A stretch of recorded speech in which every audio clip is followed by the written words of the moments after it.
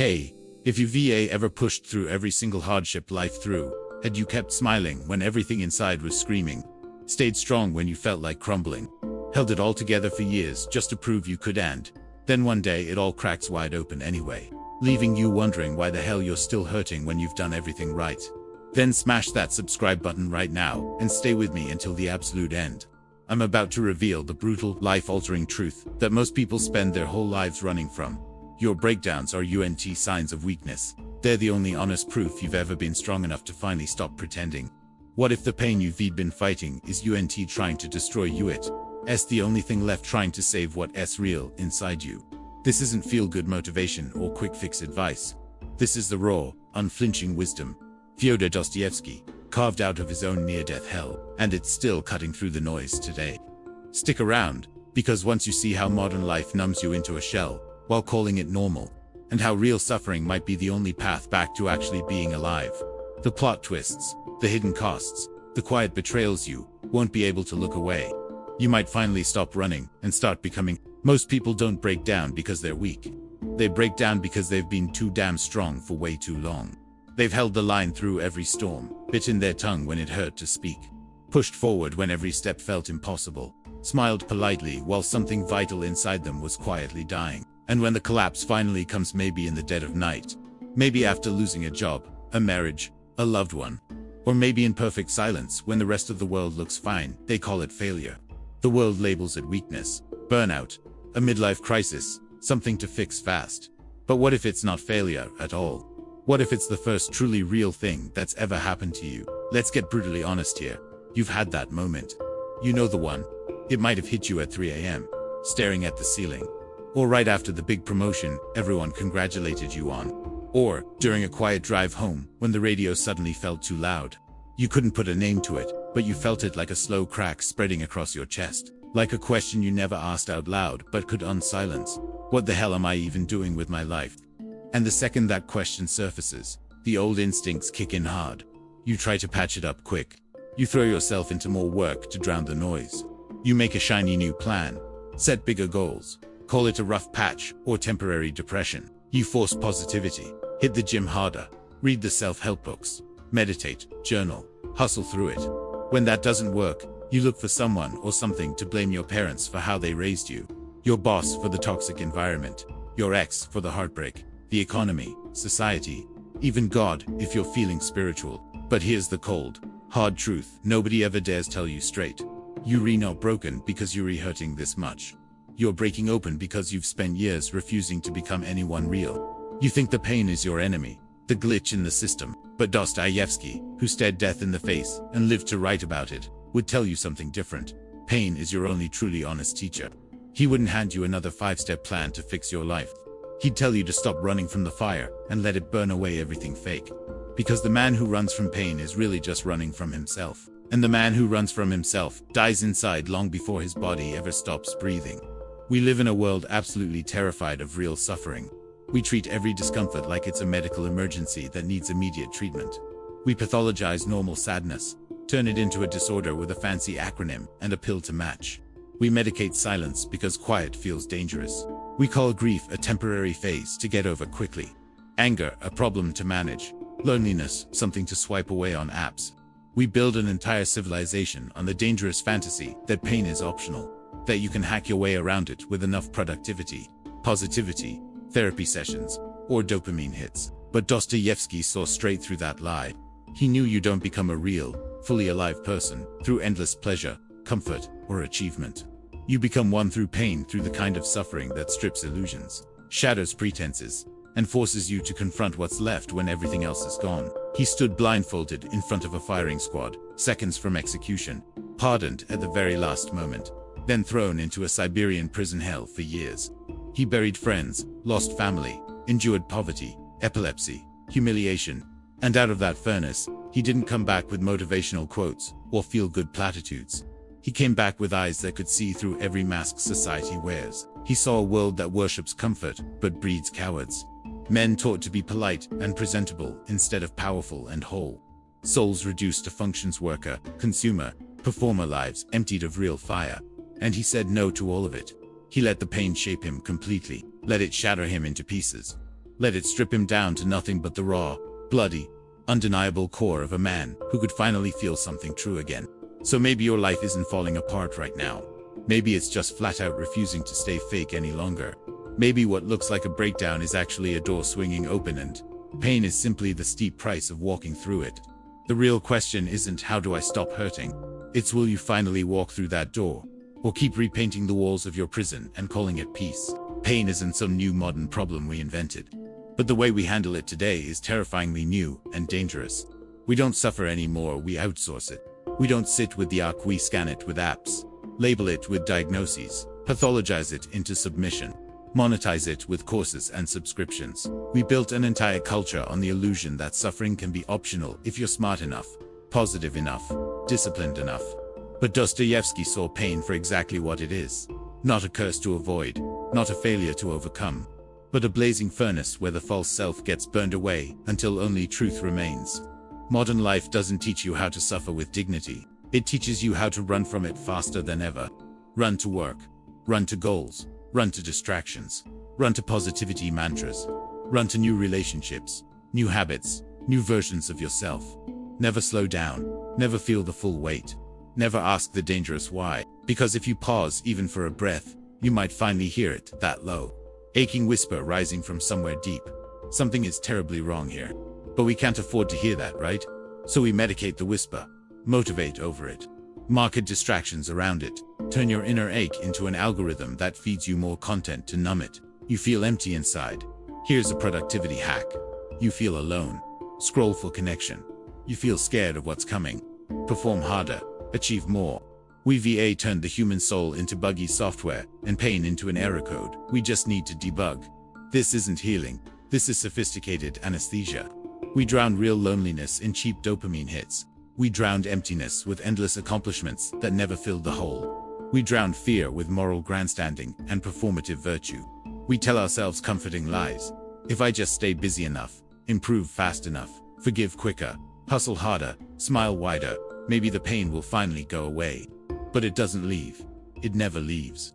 Because the pain isn't the actual problem. The problem is your desperate refusal to feel it fully, to let it do its work.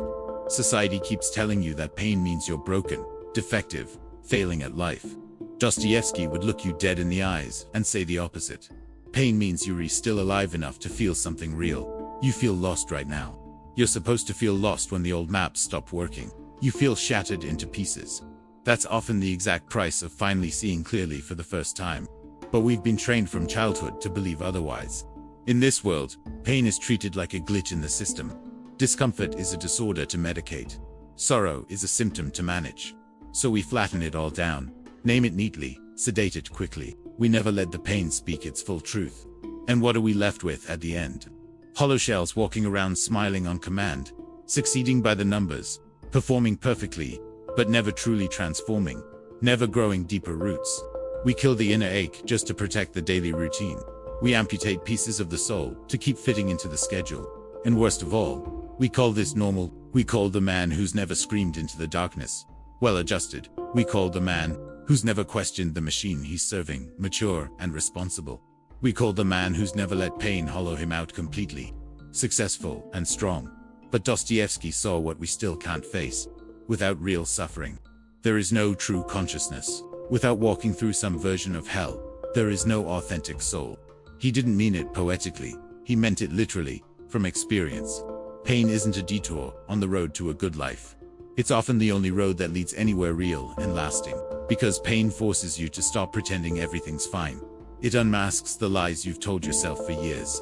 It unhomes you from the comfortable illusions. It unhooks you from the invisible systems you've been serving without question. It reveals the hard limits of control, the total bankruptcy of shallow pleasures, the emptiness of the peace you've been chasing. But instead of listening to what it's teaching, most people run harder. You run so efficiently, you start mistaking constant motion for actual growth. You run so far and so fast, you eventually forget what you were even running from in the first place. And then one ordinary day, it catches up, not in some dramatic Hollywood collapse, but in the slow, quiet erosion of meaning. The small daily deaths, the spiritual quiet quitting, where you go through all emotions but feel nothing inside. You wake up one morning and realize you've been winning at a game you never consciously chose to play. Maybe the pain isn't trying to destroy you at all. Maybe it's the last loyal friend you have left, desperately trying to wake you up before it's too late. Most people spend their lives fearing death above everything else. Dostoevsky actually lived through it, not as a metaphor, not as some spiritual crisis, but literally. He stood blindfolded in front of a firing squad, hearing the commands, feeling the seconds tick down to oblivion. Then, at the final instant, a miracle reprieve, pardon from the Tsar. His life was handed back to him. But the man who walked away wasn't the same. He later wrote about that moment: "I faced death. And that was when I began to truly live." Let that sink in. Deep, not the romantic poetry of it, but the raw horror and razor-sharp clarity. In those final heartbeats, everything false fell away. No more performance. No more control. No more pretending to be fine when he wasn't. Just breath, bones, terror, and the naked truth of existence.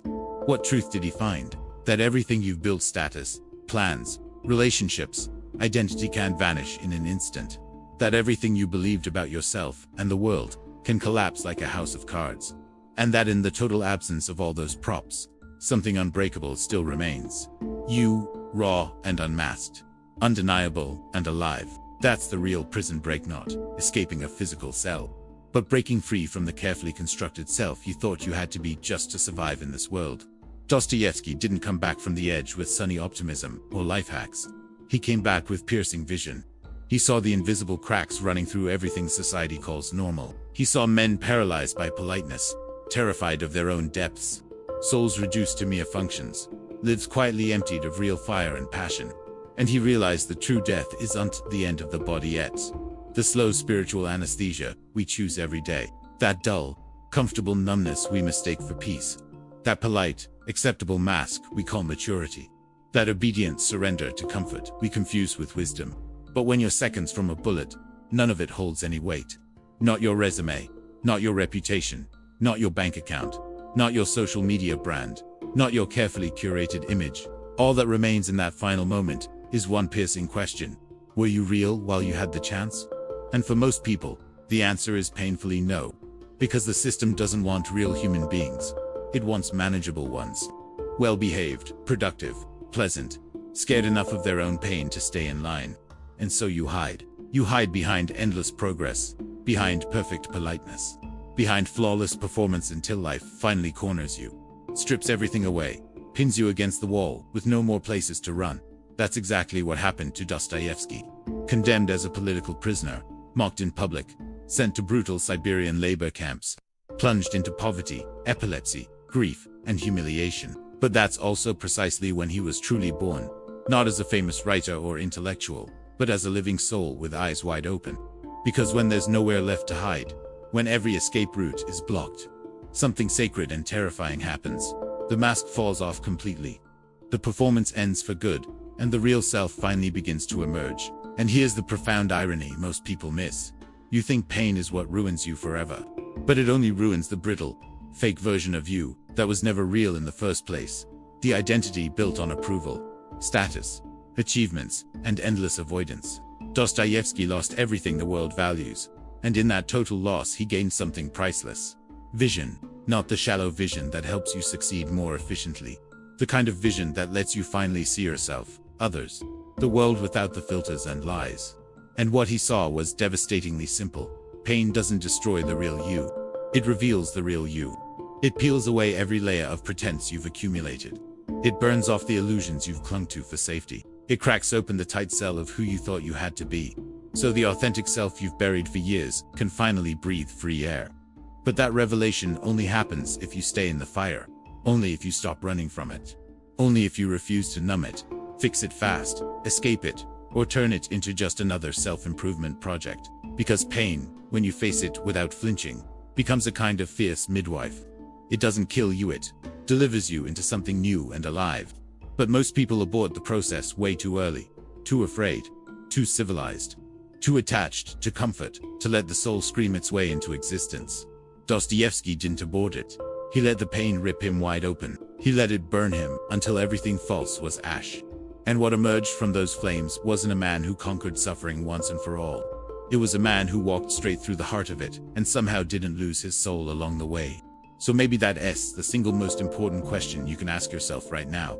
If everything you've built your image, your achievements, your safety nets was suddenly taken away tomorrow, would anything real and unbreakable still remain inside you? You say you want freedom more than anything. But what you really crave is comfort that just feels like freedom from the outside. The modern world sells that lie relentlessly, everywhere you look. You can be anything, do anything, become anyone as long as it doesn't hurt too much. As long as it doesn't cost real sacrifice. As long as your precious ego stays perfectly intact. But Dostoevsky knew the truth from bitter experience. He wrote plainly, you choose comfort over truth, and then you wonder why your life feels so meaningless and hollow. And he was absolutely right. Because the instant you start avoiding real pain at all costs, you also start avoiding anything with real meaning. You can't separate the two, they're fused together. You can't numb one without slowly killing the other. True freedom is never painless. Genuine meaning never comes without friction. Authentic growth is never sanitized or comfortable. But the modern self is built almost entirely on evasion and avoidance.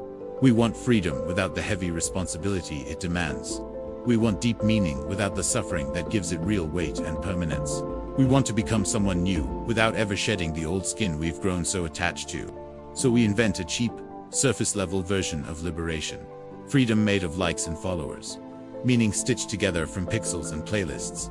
A self that fits neatly inside a personal brand or a motivational quote. You call that freedom. When every single decision you make, big or smalls, secretly driven by avoiding discomfort at all costs, that's not freedom at all. That's advanced conditioning.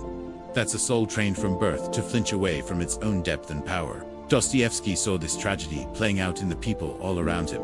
Men who believed they were truly free simply because no one was holding a literal gun to their heads anymore.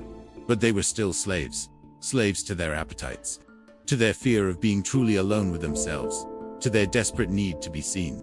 Liked, validated, approved of every second. And he understood that real freedom only begins the moment you stop running from what hurts most.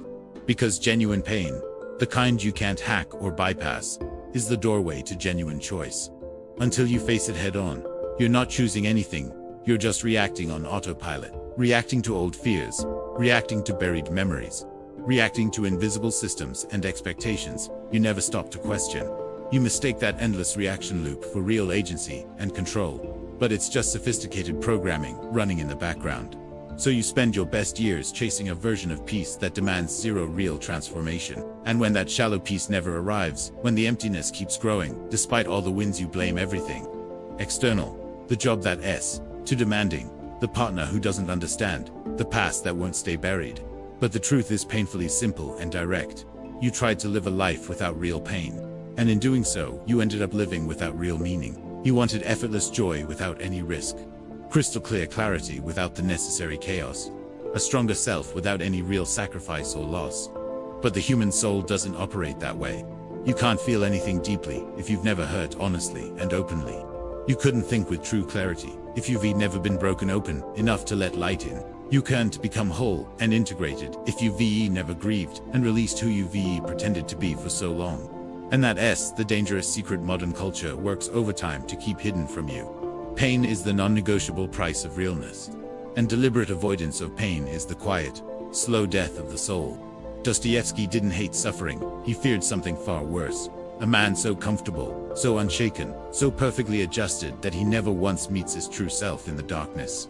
He called that buried place the underground, that silent, respectable, socially acceptable void where men hide their deepest ache, their hardest questions, their raw capacity to feel everything without apology. It's not loud or dramatic like a breakdown. It's quiet, elegant, polite, productive. But underneath the surface, something essential is dying a slow death. And no amount of therapy sessions, productivity systems, mindset shifts, or good intentions can ever resuscitate a self that never dared to touch its own sharp edges. So the real tragedy isn't that good people suffer in this life. The real tragedy is that so many refuse to suffer enough deeply, honestly, completely to ever become someone genuinely new. They confuse quick escape with actual healing. They mistake surface stability for real wisdom. They call politeness and composure the highest form of peace. And then, one ordinary morning, they wake up in a life that looks perfectly fine from the outside, sexist, secure, admired, but feels like thin cardboard on the inside, fragile and empty. That's not freedom. That's just beautiful decoration on the walls of a comfortable cage. And Dostoevsky would look you straight in the eye and ask the question that haunts every honest soul. Would you rather feel completely safe, or finally feel alive? If this cut deep, if you were tired of the numbness, disguised as progress, and ready to face whatever has been waiting in the silence, drop a like right now. Share this with one person you know is quietly breaking under the weight of having it all together. And subscribe for more raw truths that don't sugarcoat or sell easy answers. Turn on notifications so you never miss the next one. Your real self, the one pain has been trying to deliver all along, is waiting on the other side of the fire. Stop running. Step in.